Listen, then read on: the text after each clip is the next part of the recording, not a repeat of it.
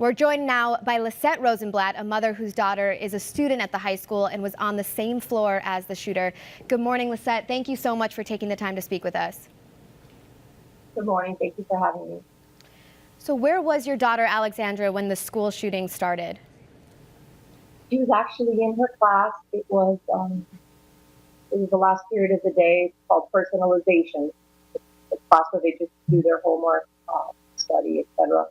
And at about 2:30ish, 2:35, my husband and I got a text message that said there's a shooting in the school, and I remember talking about it. It's crazy. As the days have gone by, I think it's gotten worse for me. Initially, I missed the call, I missed the text, and thank goodness my husband was home, and he called out my name, and we had our younger son at home, so he didn't actually speak. He went like that. He showed me his cell phone, and I read the message, and it said there's a shooting in school.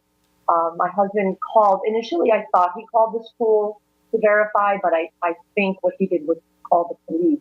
Either way, he called to verify, and it was true. It was not a hoax. At that moment, my husband just took off. And then I got my cell phone and I saw all the messages from her. And it said, there's a shooting. I'm terrified. I'm hiding. I'm fine. Please call the police because I hear somebody crying and praying. So she was on that same floor. What was she able to tell you about the events as she was living through them? Again, she kept reiterating, because I've gone back and read those text messages various times. It started at exactly 2:35, her first text to me, and it said those words. She did all the right things.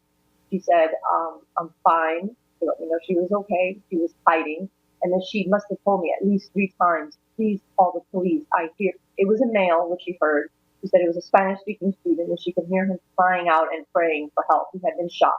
She was in the 1200 building on the 3rd floor. And then this weekend, I've gone back to try to piece everything together just from my neighbors and friends and things that I've heard. And I read and I saw some of the room numbers that the shooter actually went into.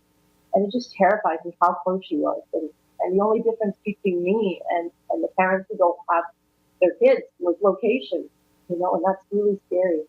It's incredibly scary. And I also read that your daughter had begged you to be homeschooled because she was worried about a school shooting. How is she doing now, and how is your family? Honestly, yeah, ever since like the 6th grade, I want to say, just because she would hear the news, she would hear the things going on around the country, and she would always ask me to be homeschooled. And I very confidently would tell her, please, like, come on, we live in Parkland. We can't get any safer than that. We live in a gated community. We're fortunate to live in a very affluent neighborhood. And I had confidence that nothing crazy like that would ever happen. It's just crazy. Honestly, right now, she's not here. The first thing we did, this happened on Wednesday, Valentine's Day. And by Friday, her older sister took her out of state to be with her mother. Was a perfect thing for her because she's surrounded by love and she's distracted. And so I know that she's been really quiet about it. She's only spoken a few things. She doesn't really want to deal with it. I've done various interviews and she wants no part of it. I think it's something very difficult for her to talk about. And I think it's going to get even harder when she has to come back like the other kids. They have to go back into that same school. I don't even know how that's going to happen. So you and your husband have been very outspoken. This weekend you told me that you feel like you need to speak for those who cannot speak anymore. Your whole community has galvanized.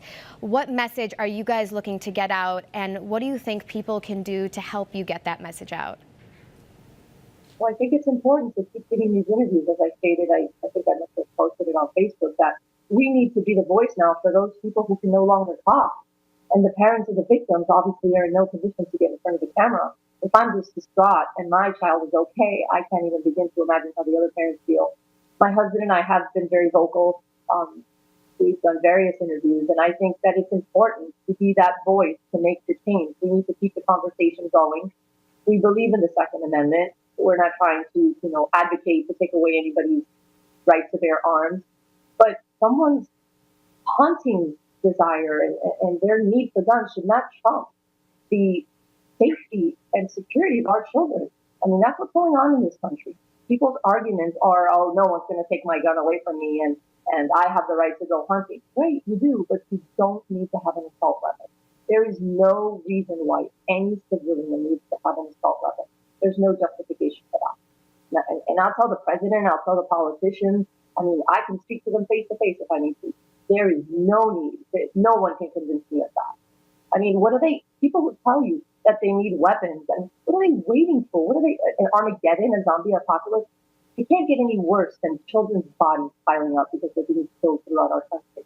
We're number one in mass shootings. That's unacceptable. And as a mother, as a parent, I'm going to do everything I can to stop it, whether it's speaking on interviews, rallies, protests, whatever it takes. Thank you, Lissette. Well said. Thank you for taking the time to speak with us this morning. Our thoughts are with you in Alexandria and your community. And if you guys at home want to get your voice heard on gun control, head to vote.org.